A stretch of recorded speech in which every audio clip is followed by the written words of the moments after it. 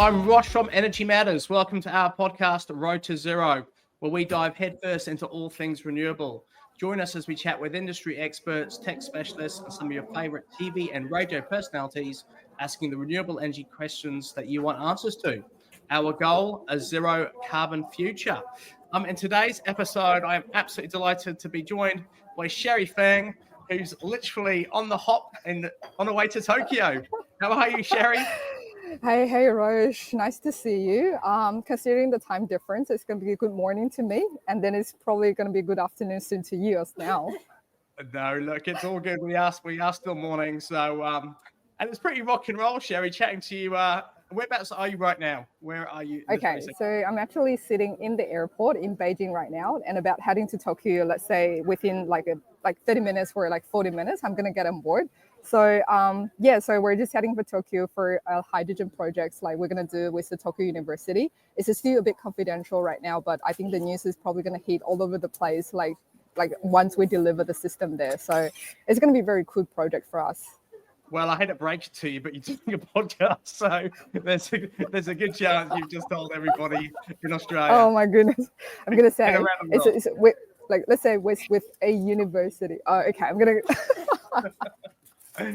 No, good stuff. All right, Sherry. Well, look, it's awesome to have you on. So obviously we're here to talk hydrogen, which is actually quite fitting, given that you're actually on your way to Tokyo to deliver a hydrogen project.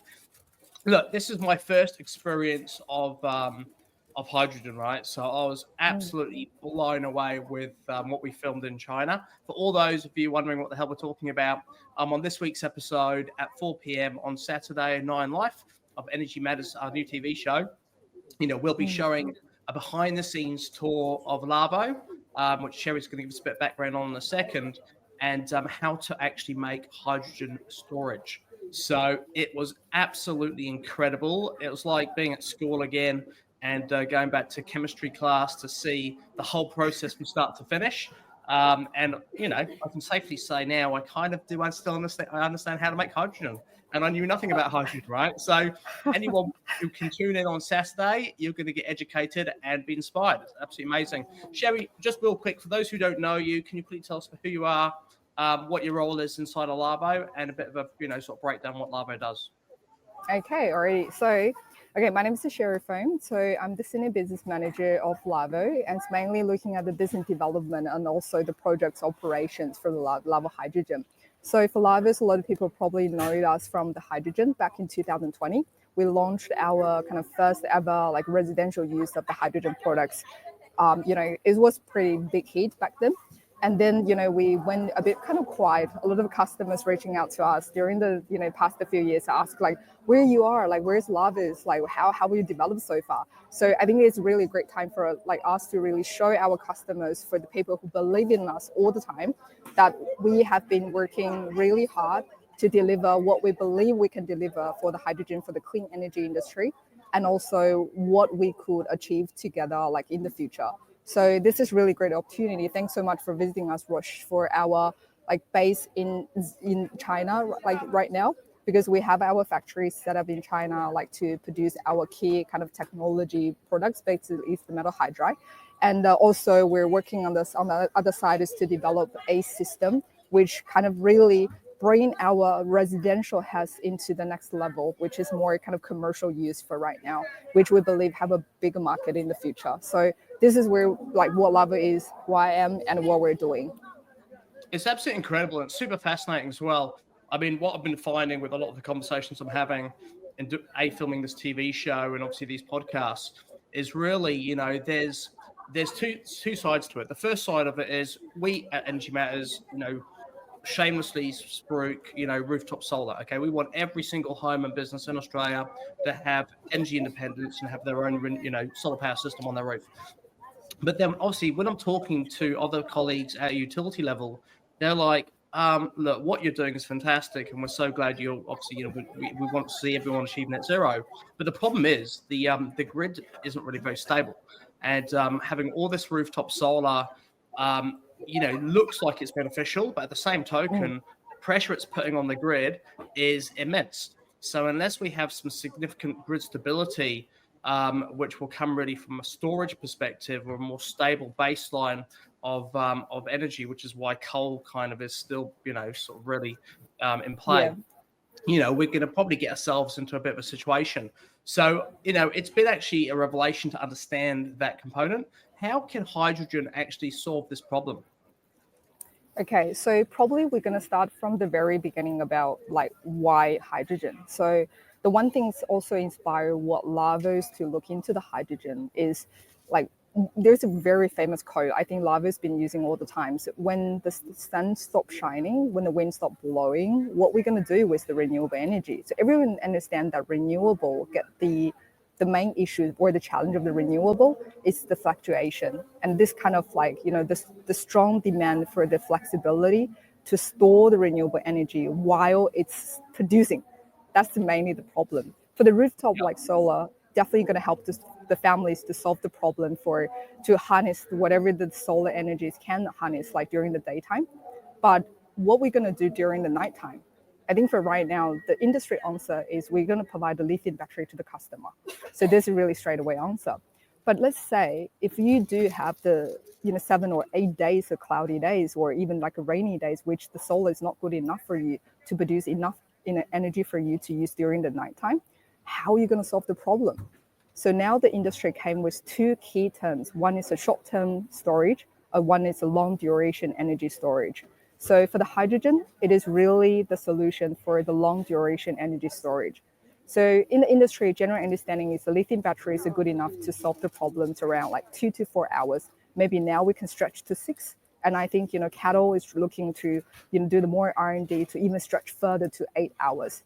But the problem is the size of the lithium battery is going to go massive, like when the hours is starting to stack up. So now when we look at the hydrogen, the key things is the energy densities in the hydrogen is much, much higher compared with the other, energy storage solutions we're providing to the market, commercialized already right now.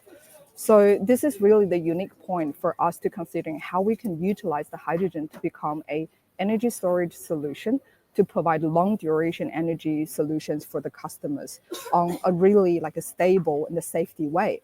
And considering all these factors together, this is where LAVO started to zoom in for the metal hydride. So for the energy storage, for the hydrogen storage, there is mainly like 3 key differences. The one is the pressure tank. A lot of people look at the pressure tank, which is very common in the industry right now. The different pressures give us a different size of the tank and utilize, by, right now the fuel cell car mainly is the main user for those pressure tank. And also the second one is the liquid hydrogen. You have to lower the temperature of the hydrogen into minus 263, and that's going to give you the liquid hydrogen. But the problem is during the times, a lot of energy actually wasted for those supporting system to lower the temperature down. So that could be a state-owned kind of project level or the company levels, to utilize that all of this, resources to do this big, massive projects. So right now we're looking at the 3 probably the most kind of feasible ways we can think about right now, considering the cost, economic factor, and the size for a company like a startup like LAVO we could utilize is the metal hydride. So the metal hydride basically is the metal alloy. So when the metal alloy encountered with the hydrogen gas, it turned into the metal hydride. So when we talk about a metal hydride, like right now everyone is talking about it, we're actually talking about how metal alloy, the mixtures of iron, the mixtures of the magnesium, the mixture of the manganese, titanium, how these metals melted or combining together can turn into something to store like hydrogen in a really safety way. And this is what LAVO's offering right now. What is the metal hydride stored energy, the hydrogen at the 30 bar at a room temperature for a no degradation. And you can even use it for 20,000 cycles, and which is going to give you probably 10 or 20 years lifespan. So this is where the unique technologies LAVO brings to the market. And it's absolutely incredible. I mean, you've actually touched on about 3 or 4 things I want to ask you about. But before you do, you talked about metal hydride. It's like your KFC secret recipe, and we were lucky enough to film it in China. Let's just quickly play a quick clip of what you're going to see this week on Energy Matters.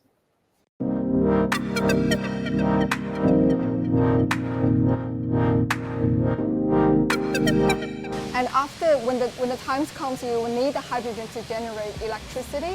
You get hydrogen, squeeze the hydrogen out of the metal hydride, which is from the vessel, and the hydrogen gas will start to fill in the fuel cell you're seeing right now, and the fuel cell will start to working and to combine the hydrogen and oxygen, turn back into water, and generate electricity to power whatever appliances you want them to.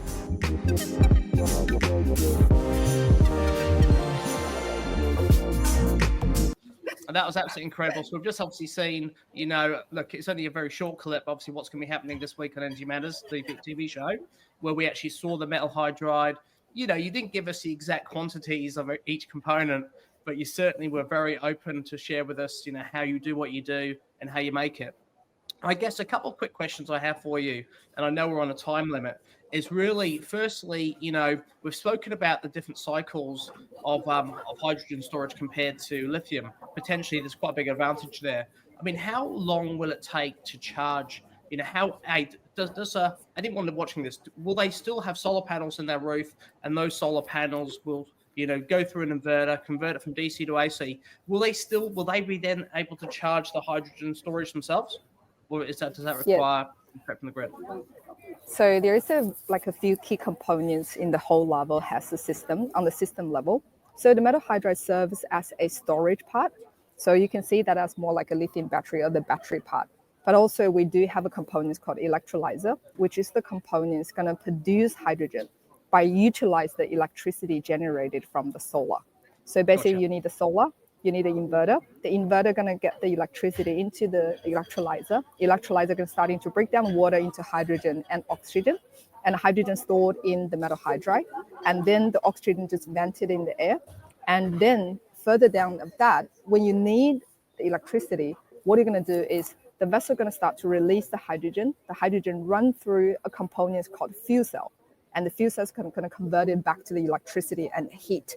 So this is where the people can use the clean energy from the rooftop solar, and then stored in the clean and green hydrogen, what we call the green hydrogen, because it's from pure clean energy resources, and then you're going to generate the electricity back through the fuel cell. This is the whole cycle.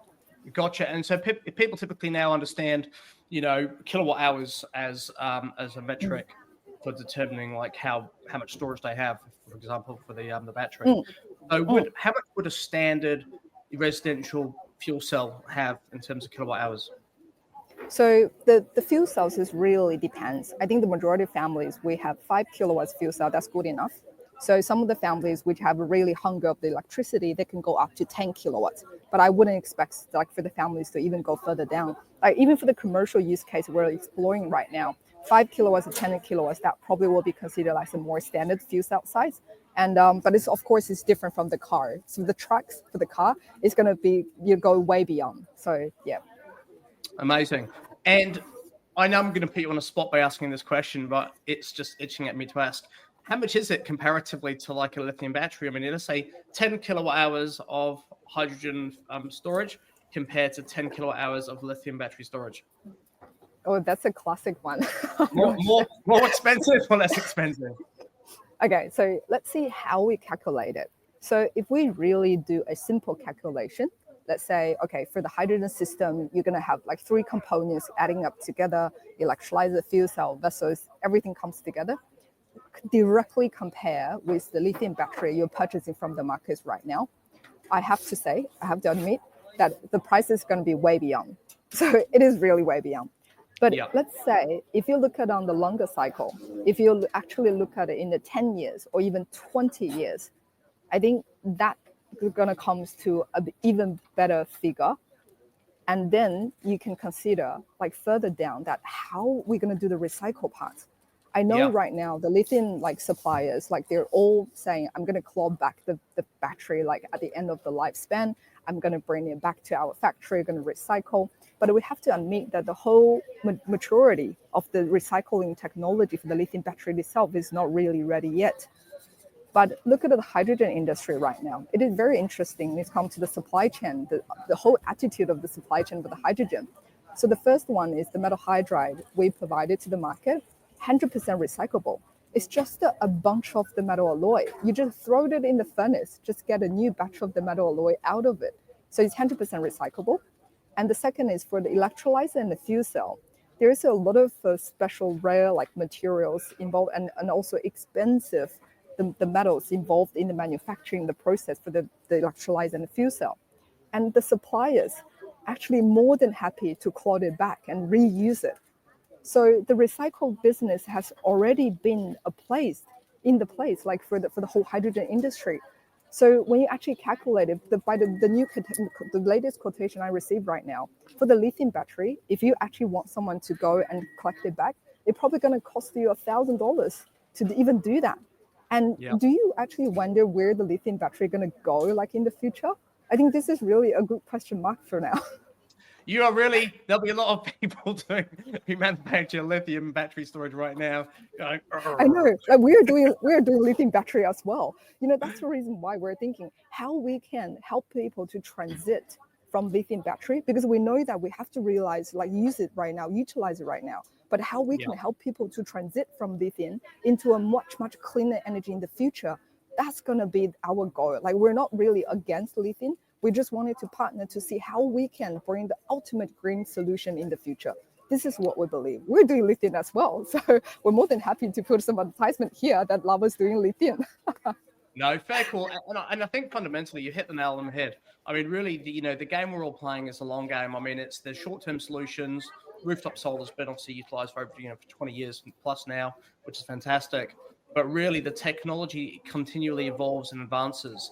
And I really think fundamentally what you've just touched on is bang on. I mean, it's great that we have a solution to take us away from burning coal, which is great. Using the power from the sun to generate electricity, powering our homes. We don't need to hit the grid up and encourage them to burn more coal. So that basically reduces our need, which is amazing. And then the next component you've touched on is, yes, storage is essential. I mean, the only way we're going to really be able to power our home 24/7 is by storing that excess electricity and then using that to power our homes. And but then really you also bang on in respect to like recycling, because fundamentally everything that we should be manufacturing from a renewable energy technology component should be as close to 100% recyclable as possible. And it's really those advances in that area that's going to kind of really give us full circle, so we don't have to worry about sort of going to the tip and creating more of a problem with waste. Just more so being able to do the whole circular economy, and when it gets to end of life, great, recycle the entire thing and it goes back through the loop and back into service again, which is absolutely perfect. Sherry, we are running very low on time, and I know I'm going to be herring in the background. Sherry Feng, please please board the plane. So you're probably going to hear that pretty soon. Exactly, it's going to be happening any second now, I know. So my last question, I guess, is what's really next for LAVO? I mean, you're in Tokyo right now. You're about to deploy an incredible example of exactly what we've just been speaking about in respect to hydrogen, which hopefully we get to film for season 2 of Energy Matters. Just saying. But really, what is your plan, and what are the goals for LAVO right now? What do you want the Australian public and all of those working in the industry, and those who are going to watch the TV show this Saturday, what do you want them to know about LAVO? Yes, we're definitely going to be loved to participate in the season 2, like Rosh. So because we have so much to show to our really our believers or our supporters, because LAVO has been on quite a long journey for the hydrogen, from 2020. And I think for now, we have the products ready. Unfortunately, it's not really for the residential, because the regulation is still going to be the big challenge for us right now to convince the regulators or the compliance society to say we're going to put a hydrogen device at home. So that's going to be still a bit like a way to go. But for the commercial and the industrial levels of the use case, this is what LAVO is exploring right now. So you're probably going to see more LAVO system deployed for the telco tower as a backup, the power system. And also we're probably going to do more looking into the global market, let's say in Africa or in Japan, like in Malaysia. So these are the area that people still heavily rely on the diesel generator. I think LAVO's goal is to help to use the hydrogen system to help those customers to decarbonize and to get rid of the diesel genset. And that's going to be the first step for LAVO's to go for the next year. That's our main goal. Well, I think that's absolutely incredible. And I certainly, if anyone's here watching from Hydro Tasmania and or on Flinders Island, I think you should definitely have a chat to Sherry, because we were filmed on, this is another podcast and another episode of on this TV show later on in the season. We filmed at Flinders Island, which is incredible. It's still it's 60% renewable now via wind and solar panels, all facilitated through Hydro Tasmania, who've done an amazing job. But they still have a 40% requirement at times with diesel just to maintain that stability. And I did actually mention hydrogen to them, and they were like, yeah, that's certainly something that's worth exploring. So, but for those guys, definitely, have a chat to Sherry. Happy to connect you. But I guess outside of that, we've just gone through the cyclone in the Gold Coast, and it was terrible.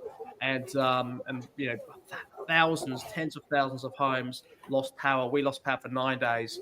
And, wow. and then, but then as a result of losing power, the cellular towers went down as well. So we had no access to mobile phones, obviously no electricity. We're relying on the car radio to have communication. And although they had diesel backup or generators for a short period of time to keep them going, it wasn't enough. So I think what you've just spoken to, or just mentioned just now in terms of infrastructure, I think it's going to be an amazing opportunity for deployment. And just to keep, really essential infrastructure up and running, if there is, or when there are more, more weather events, because we're going to have a lot more weather events. It's a sign of it's really happened. We can't be, bury our head in the sand anymore. It is what it is. And so we need to start utilizing the renewable energy technology that we have available to us to start to create fixes. So it's music to my ears to hear what you've got coming up, Sherry. I'm a massive supporter of LAVO. You kind of like just being in China, meeting your team, having a look at the way you guys operate, and more so just your attitude in general towards wanting to make a difference is very consistent, obviously, with the ethos of energy, the TV show Energy Matters. And look, I can't wait to see this week's episode, and I believe everyone who's watching this right now will be jumping on and tuning in as well. Thanks so much, Rosh. Just one quick thing. The case we're looking at in Japan right now, what we call disaster management, this is what exactly we want to target in the future. So because for the fuel cells, not only the electricity going to come out of it, but also the heat. The heat is going to bring the hot water, which is actually more needed during this extreme events. So this is something definitely LAVO would like to contribute. And we're looking for more collaborations with all the partners globally, of course, Australia domestically as well, to see what we can bring for our customers. Absolutely fantastic. Okay, well, thank you so much, Sherry. Have a safe flight, and thank you for jumping on at the airport. Thanks so much, Rosh. Thank you. So see ya. Bye for now. Cheers for now. See ya. So, guys, thank you very much for tuning in. I mean, Sherry's amazing. She's very much onto it. LAVO as a brand are just, very much at the forefront in terms of evolving and just really looking at what's next. So thinking outside the box always. The factory tour in China was amazing. You can see it, as I said, on this Saturday at 4 p.m. on 9 Live. It's going to be absolutely incredible and a real eye-opener. And as I said, it's just like going back to school to actually understand and see how something is made from scratch and actually transforms to actually become energy storage. Other than that, have a fantastic rest of your day. Tune in on Saturday, and I look forward to seeing you next time. All the best.